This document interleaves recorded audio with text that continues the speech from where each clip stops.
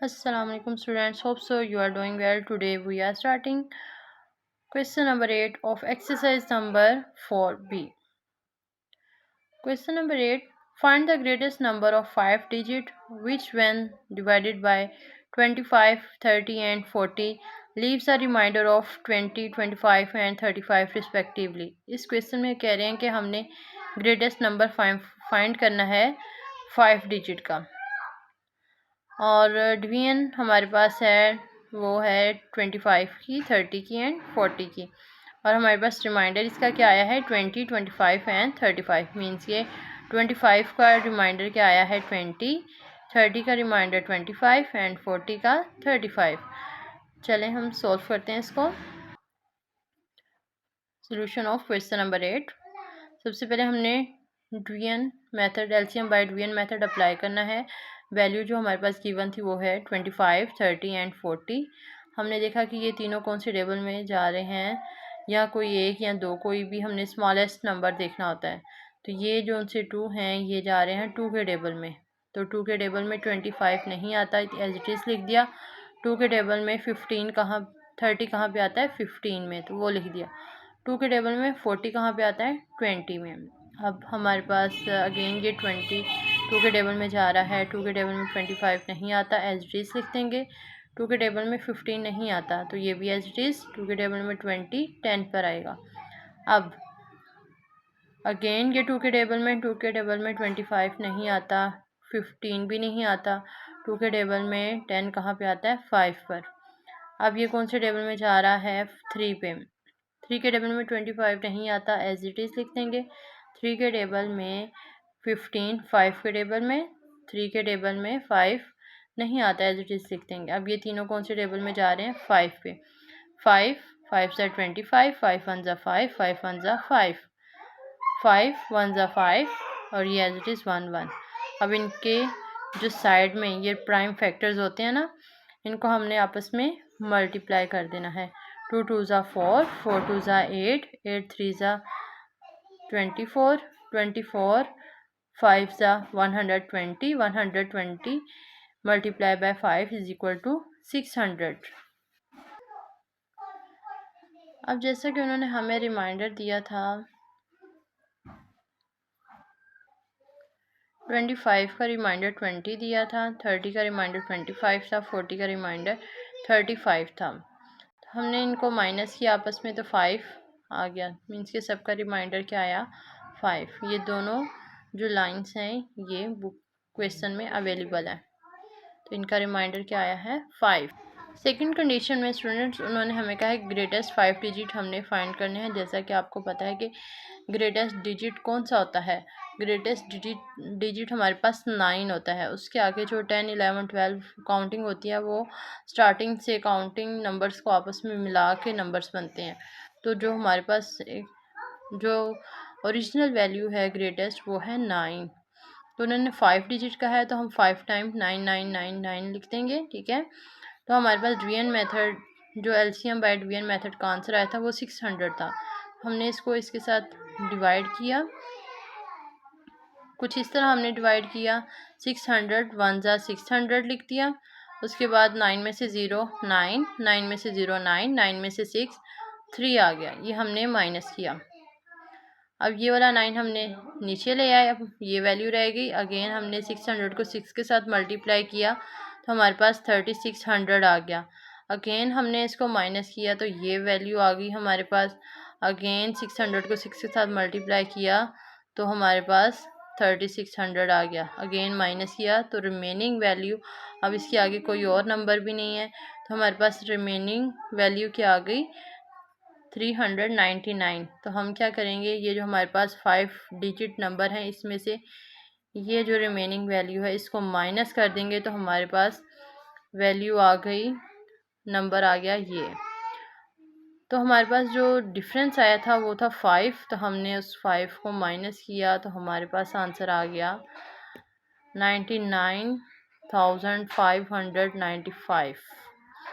ये है greatest number 5 digit.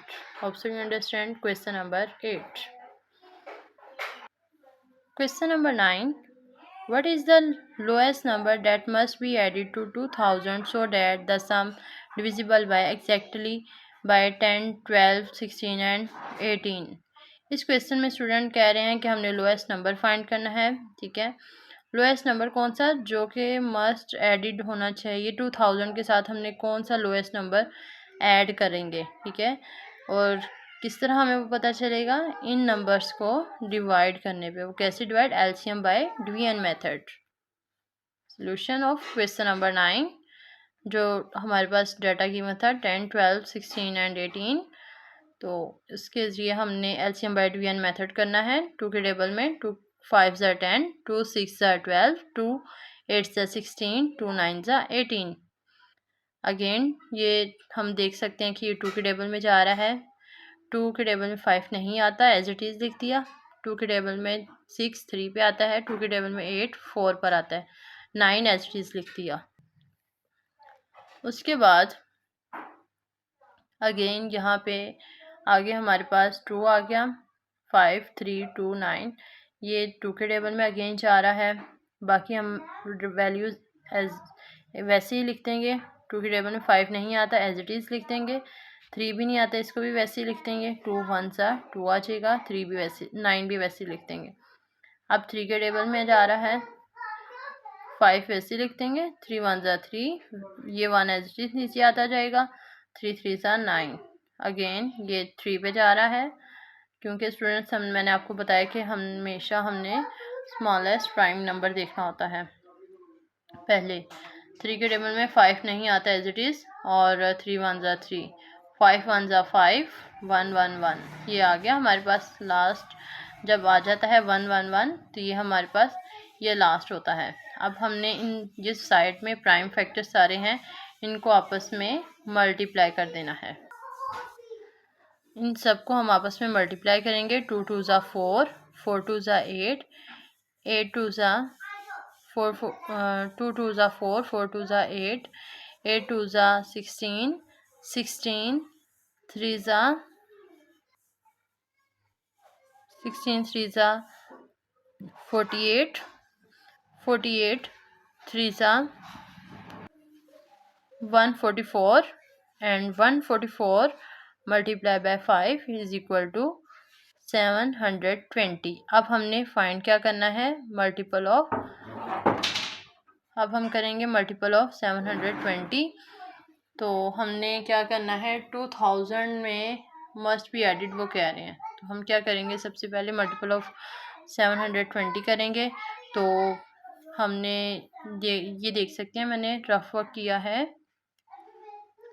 720 को 2 के साथ मल्टीप्लाई किया तो ये लेस देन 2000 आ रहा है। तो 3 के साथ मल्टीप्लाई किया है तो ये हमारे पास आ गया है मोर देन, नियरेस्ट वैल्यू आ गई है 2000 के। तो 720 multiply by 3 is equal to 2160। अब देख सकते हैं हम, हमारे पास उन्होंने क्या कहा है कि 2000 में क्या प्लस करना है। तो 2000 में हम 160 प्लस करेंगे तो हमारे पास ये वैल्यू आ जाएगी। ठीक है, आंसर आ जाएगा 160 is the lowest number that must be added in 2000। Question number 10. 4 bells toll after intervals of 8, 6, 8, 9, 12 and 15 minutes respectively if they toll together at 3 p.m. when they toll together next। इस question में वो कह रहे हैं कि 4 bells कौन सी हैं, वो बजती हैं, एक 8 मिनट बजती है, एक 9 मिनट, एक 12 मिनट एंड एक 15 मिनट, बारी बारी।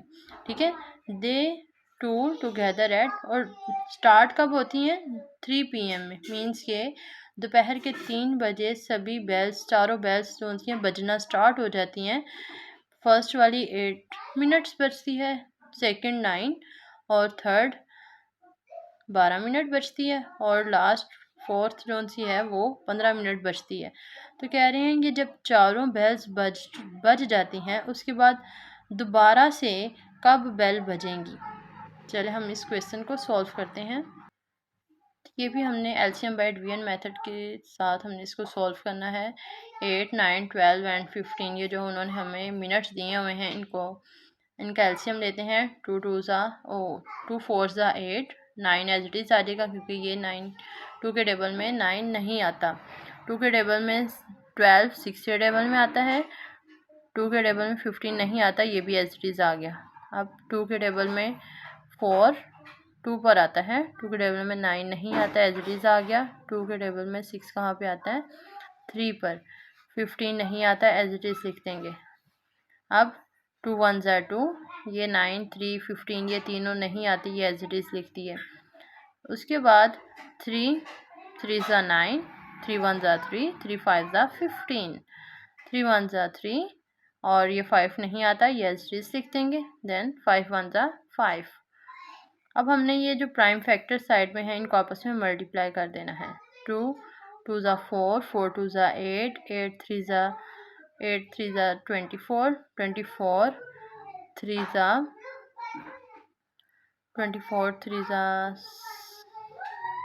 72, 72 multiply by 5 is equal to 360 minutes. Means के स्टूडेंट्स जो चारों बाइल्स हैं वो टोटल 360 मिनट्स बचती हैं चारों बाइल्स का बता।